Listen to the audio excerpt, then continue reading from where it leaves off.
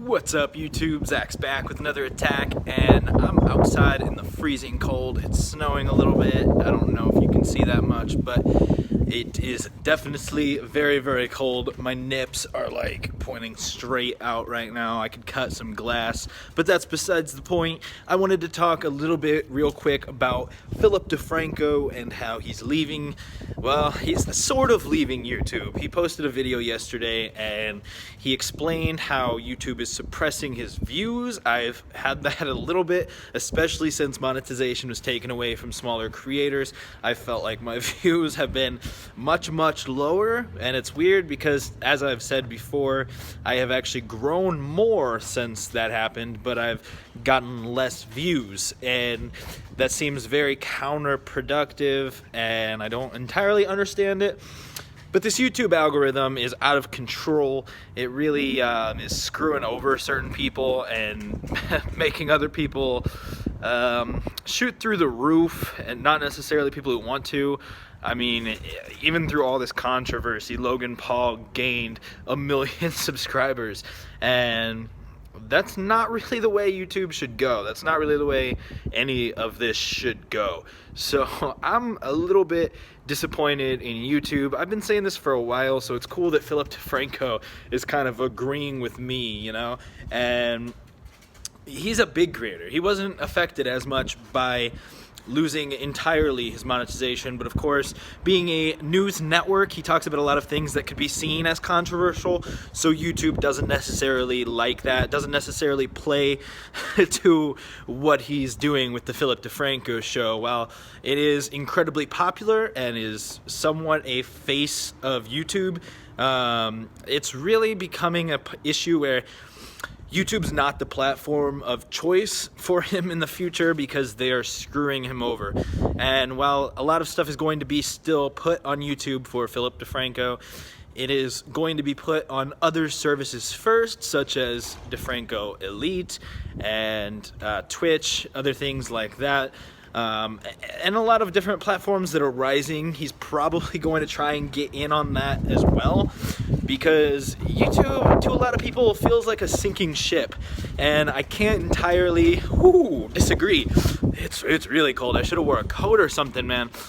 But yeah, so with Phillip DeFranco coming straight out and saying that YouTube is screwing him over, I don't feel as bad about YouTube screwing me over. I really don't want to give up on this platform. I feel like, I'm sure a lot of people do, YouTube is a place where you can go and upload videos and content and get your voice heard, and of course, there's not really a time limit, there's not really a limit to how many people can view your stuff if people are able to access and find your stuff in the first place. So YouTube's a great platform. It's done amazing things for people such as Phillip DeFranco. He's been here since the beginning, and it's crazy to see people like him starting to turn away from YouTube when people like me are fairly new to it still. Of course, YouTube's been around for a very, very long time. I've only been around for a little over a year. So for me, it scares me. It really does. When big figureheads of YouTube are turning away, it makes it very scary for me to continue on this platform for another year. If I can go another, 2-3 years putting up with everything that YouTube throws at me, and if I go to another platform, I'm going to be starting from square one.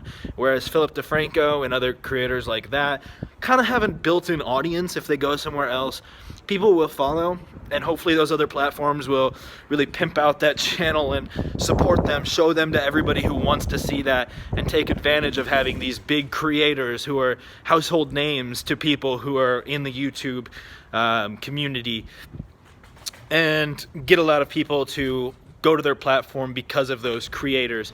I don't really have that. So, I mean, once again, I'm trying to make more videos, even though they're a little bit shorter, less edited, a little more rambly at times, but at the same time, when there's something to talk about, this is the platform that I want to go to.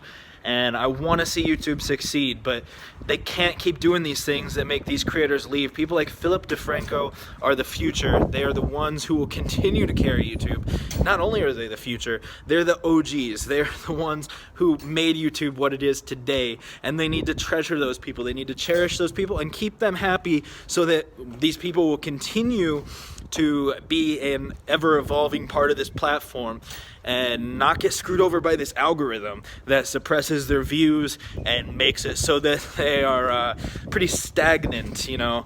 And if you can't talk about news, especially when one of the YouTube heads went on Casey Neistat's channel for an interview and said that he really likes news stuff on YouTube, wants to see more of that, and yet Phillip DeFranco is getting penalized for doing just that.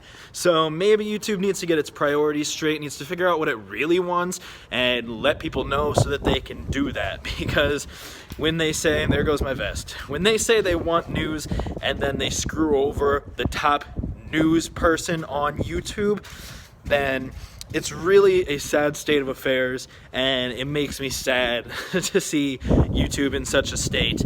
And I'm sure this is just the first of many creators who are going to be leaving.